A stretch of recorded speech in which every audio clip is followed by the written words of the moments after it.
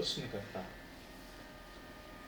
तो क्या आप यह कहना चाहते हैं कि हम अभी तक मृत्यु को जो एक ध्यान, रहस्य और रोमांच के रूप में समझते थे, उसके बारे में हमें सजग रहना चाहिए?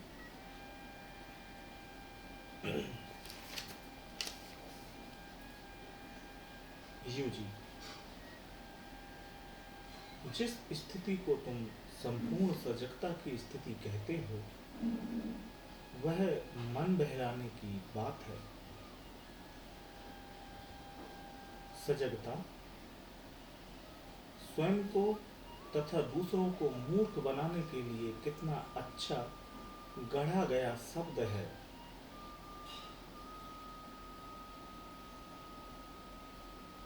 तुम हर पग पर सजग नहीं रह सकते। यदि तुम ऐसा करते हो तो बहुत अधिक सतर्क हो जाओगे तथा डगमगाकर चलने लगोगे। मैं ऐसे एक आदमी को जानता हूं जो एक बंदरगाह पर कप्तान था।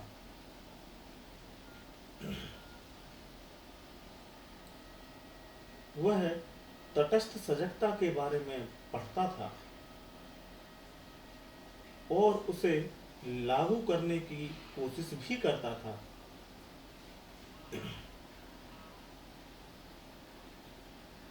जिस जहाज को वह चला रहा था, उसे वह नष्ट करते करते बचा। चलना स्वाभाविक है, और यदि तुमने हर कदम पर सजग रहने की कोशिश की तो तुम पागल हो जाओगे। इसलिए ध्यान जैसी कोई चीज मत ढूंढो। तुम किसी ध्यान योग के उपाय की खोज मत करो। चीजें अपने आप में ही बहुत बुरी हैं, फिर ध्यान योग तो इनसे भी बुरा है।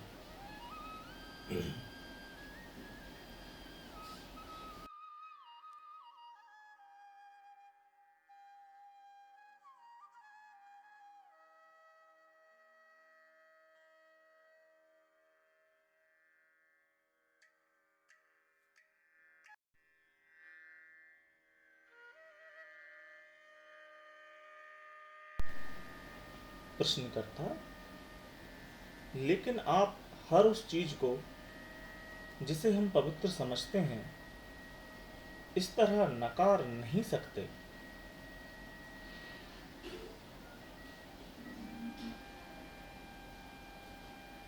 यूजी कृष्णमूर्ति: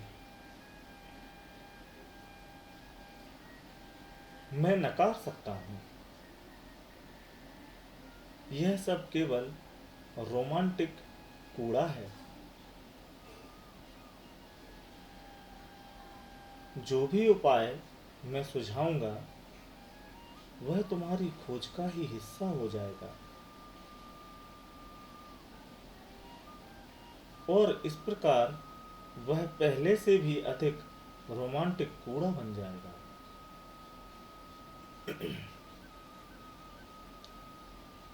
इसलिए मैं यह कहते हुए कभी नहीं थकता कि मेरे पास तुमको बेचने के लिए नया या पुराना कुछ भी नहीं है।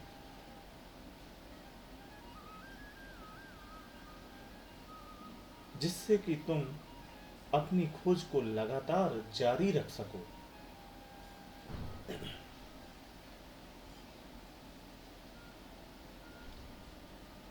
मैं इस खोज को ही पूरी तरह नकारता हूं।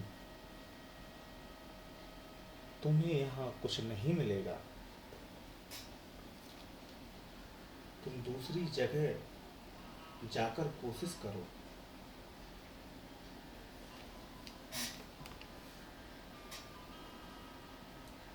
प्रश्नकर्ता, लेकिन आप एक मनुष्य हैं और मनुष्यता की सेवा करना चाहते हैं, भले ही दया के कारण क्यों ना सही।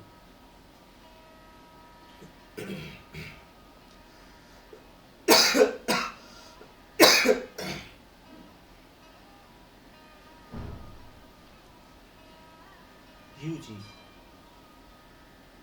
किसने मुझे उद्धारक चुना है? तुम्हारे पास अनेक संत, पैगंबर और मुक्तिदाता हैं जो तुम्हारी सेवा करना चाहते हैं। तुम उनमें एक और जोड़ना चाहते हो। ईसा मसीह ने कहा था, खटखटाओ और द्वार खुल जाएगा। तुम सभी आओ और मुझे सुनो। किन्हीं कारणों से मैं ऐसा नहीं कर सकता हूँ। आज के लिए बहुत हो गया। अच्छा होगा कि अब हम कल बात करें। धन्यवाद।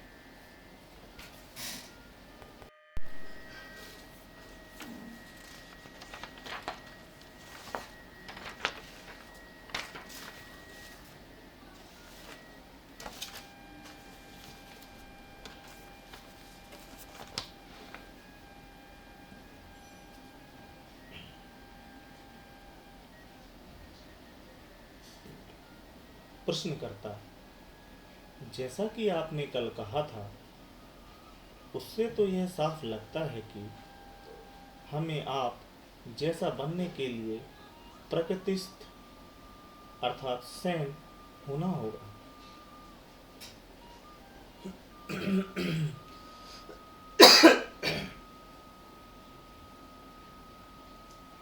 और वह मृत्यु है। जब हमने कल की बात खत्म की थी, तब आप कह रहे थे कि यदि किसी को मुक्ति की खोज करनी है तो उसे सही में मरना पड़ेगा। इस तरह का कठोर कदम कोई रोमांटिक और कोई पागल आदमी नहीं उठा सकता। ऐसा तो केवल वही आदमी कर सकता है जो अपने स्वार्थ से ऊपर उठा हुआ हो। क्या इसे सिखाया जा सकता है? यू जी, मैं सिखाने में विश्वास नहीं करता। तुम किसी को गणित पढ़ा सकते हो, मशीन की तकनीक पढ़ा सकते हो, लेकिन किसी के प्रति निष्ठा पढ़ाई नहीं जा सकती।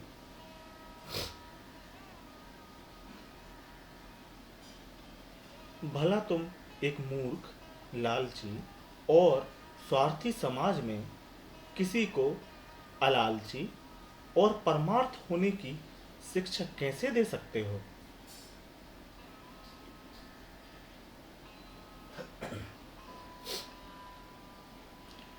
यदि तुम ऐसा करते हो तो उन्हें और पागल ही बनाओगे। देखो, तुम 420 हो। धर्म के प्रति तुम्हारी महत्वाकांक्षा एक व्यापारी की महत्वाकांक्षा है। यदि तुम सच में 420 ही नहीं कर सकते तो जरूर कोई गड़बड़ी है।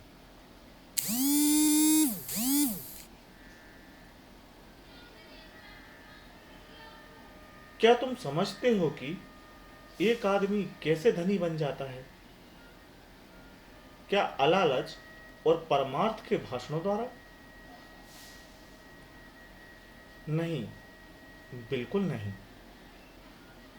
यह सब कुछ उसने किसी को ठग कर पाया है।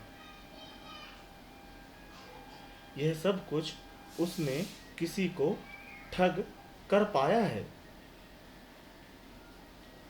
समाज की शुरुआत ही अनैतिकता से हुई है। वही समाज अब 400 BC को अनैतिक बताता है तथा ईमानदारी को नैतिक कहता है।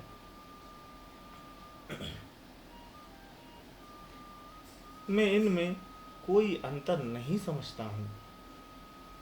अगर तुम पकड़े गए तो जेल में डाल दिए जाओगे। तब तुम्हें वहां रोटी, कपड़ा और सिर पर छत दी जाएगी।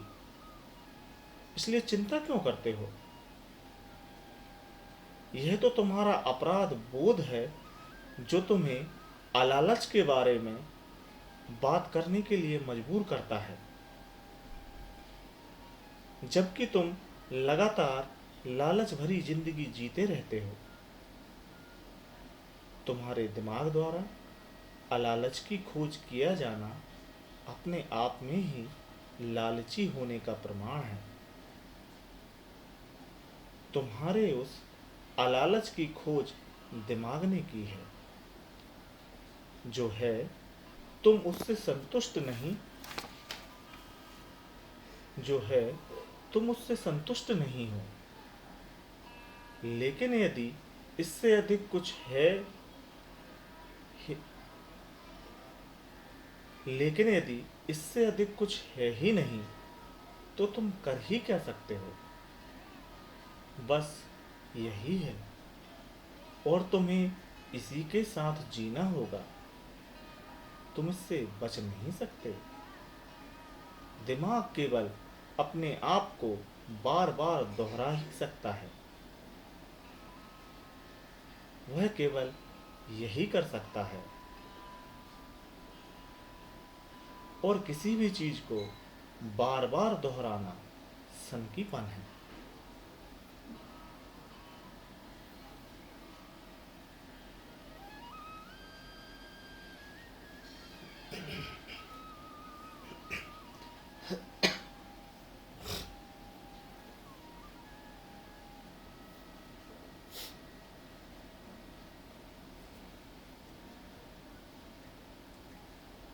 प्रश्नकर्ता: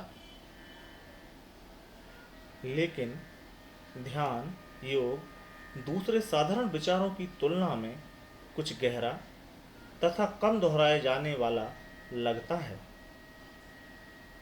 इसके बावजूद वह संतोषजनक नहीं है।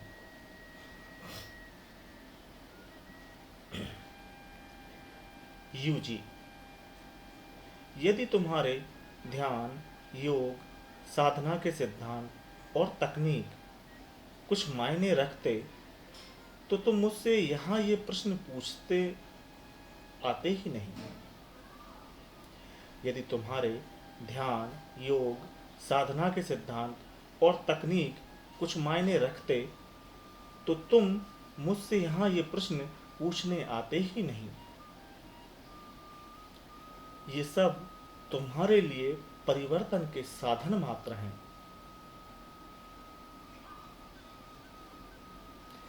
मैं फिर से कहता हूं कि परिवर्तन या सुधार करने लायक कुछ है ही नहीं।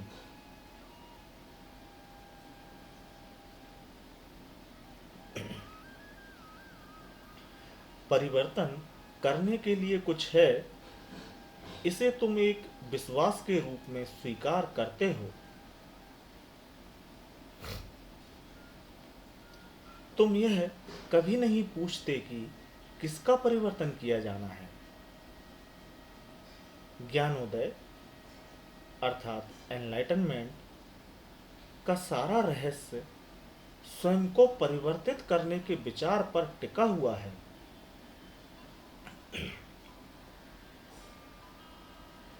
मैं अपनी इस दृढ़ता को तुम्हें कैसे बताऊं कि तुम और तुम्हारे शताब्दियों पुराने सभी उपदेशक झूठे हैं। वे और उनके द्वारा बेचा जाने वाला धार्मिक सामान बिल्कुल झूठा है। यह मेरे लिए बनावटी और निरर्थक होगा यदि मैं अपने इस दृढ़ विश्वास को किसी आसन पर बैठकर व्यक्त करूं। मैं अनौपचारिक तरीके से बातचीत करना पसंद करता हूं।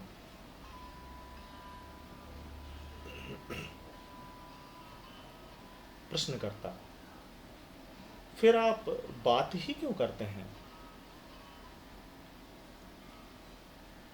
यूजी: असामाजिक बनने में कोई विशेष आकर्षण नहीं है।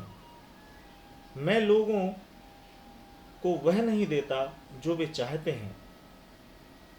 जब उन्हें यह पता लगता है कि वे अपनी मनचाही चीजें यहाँ से नहीं पा सकते, तो वे तुरंत चले जाते हैं। जब वे मुझसे आखिरी बार मिलकर जाते हैं, तब भी मैं उन्हें यही चेतावनी देता हूं कि तुम्हें यह कहीं नहीं मिलेगा। जब लोग मेरे पास बात करने के लिए आते हैं, तो उनका सामना एक चुप्पी से होता है। इसलिए जब भी यहाँ कोई आता है, तो वह आने के बाद खुद ही चुप हो जाता है। यदि वह इस शांति को बर्दाश्त नहीं कर पाता और बातचीत करने पर जोर देता है, तो वह मुझसे असहमत होकर चला जाता है। यदि तुम देर तक रुको, तो तुम खुद भी चुप हो जाओगे। ऐसा इसलिए नहीं क्योंकि मेरी बातें तुम्हारी बातों की अपेक्षा अधिक तार्किक और अधिक सम्मोहक हैं, बल्कि इसलिए क्योंकि वहां की किसी भी हलचल को यहाँ पहले से ही व्याप्त चुप्पी शांत कर देती है। वह चुप्पी यहाँ उपस्थित सारी चीजों को भस्म कर देती है। सारे अनुभव जलकर नष्ट हो जाते हैं। इसीलिए लोगों से बातचीत करने में मुझे कोई थकावट नहीं होती। यह मुझे ऊर्जा देती है। यही कारण है कि मैं पूरे दिन बिना थके बात कर सकता हूँ। पिछले अनेक वर्षों से हजारों लोगों से बातचीत करने का मुझ पर कोई प्रभाव नहीं पड़ा है। मैं या वे जो कुछ भी कहते हैं, मुझ तक पहुंचकर नष्ट हो जाता है। उनका कोई चिन्ह नहीं शेष रह जाता है। दुर्भाग्य है कि तुम्हारे साथ ऐसा नहीं होता।